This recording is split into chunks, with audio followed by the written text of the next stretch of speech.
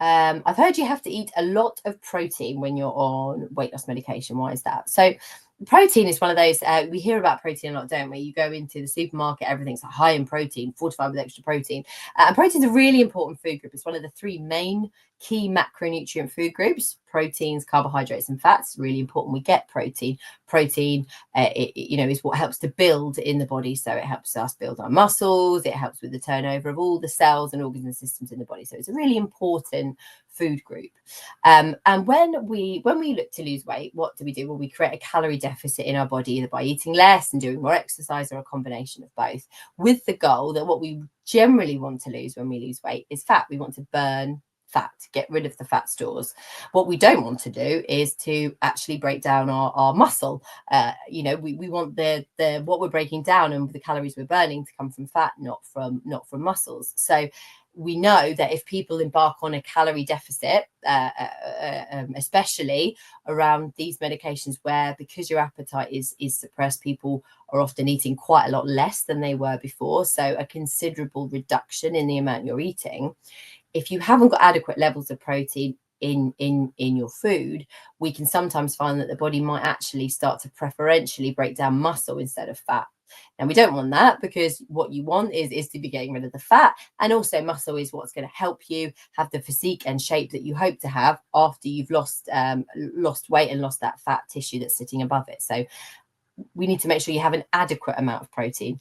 That being said, you don't have to worry about going out there and buying extra protein shakes to take to make sure you get enough protein. No, you can always get it adequately from food sources, but don't neglect it as a food group. It's important that it's in what you eat, and it doesn't just have to be meat and fish.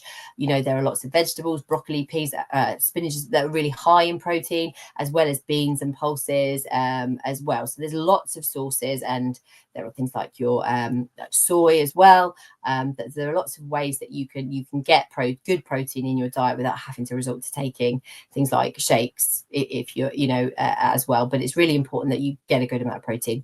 Also, the other good thing about eating protein is, because of the way protein is made, the molecule, it takes a little bit longer for the body to digest and break down. So again, it helps with you feeling fuller for longer, and also it helps to release its energy a bit slower. And as a good rule of thumb, again, when losing weight, we often recommend that you eat a bit of protein with a bit of carbohydrates, because proteins help to slow down how quickly the carbohydrate gets broken down as well. So again, it's all about managing how the food's released into your body and the calories that you're getting from what you eat. So it is really important. You must have it as an important part of your diet. As important as you must have carbohydrates. People worry about carbohydrates. Some carbohydrates get really bad press when people are losing weight, but your fibrous carbohydrates, your gut will thank you for eating, especially on this type of medication. And fibrous carbohydrates are things like your fruits and vegetables that are a big source of fiber, but also your whole grain varieties of bread, of pasta, rices, again, pulses, beans, all those things that are fibrous, that are important for the health of the gut. They also make you feel fuller when you eat them, because naturally they are a bit more fibrous, so they fill up the gut. And we know how important that is for our gut health, and we know, and we're seeing a lot more medical information coming out about how important gut health is, not just to overall health, not just to mental health, but also to helping with weight loss as well. So making sure that you're getting a good load of your fibrous carbohydrates is key.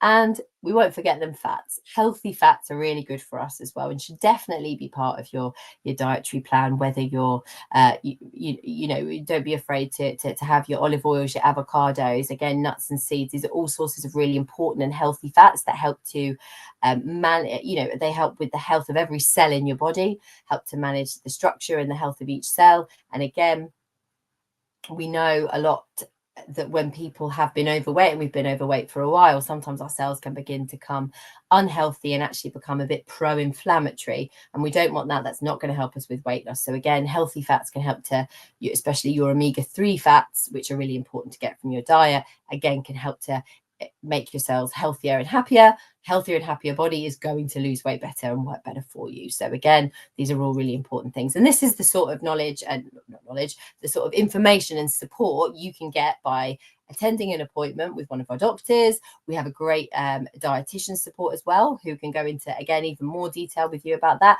But also these sort of broader messages and broader ideas, and talking about the food groups, recipe ideas, etc., is all part of the support that you can get through our membership area, the Slimming Club, as well. So, you know, if you want to get in there before everybody else, take these first 360 places, and you can, you know, see the sort of resources and support that we've got for you there.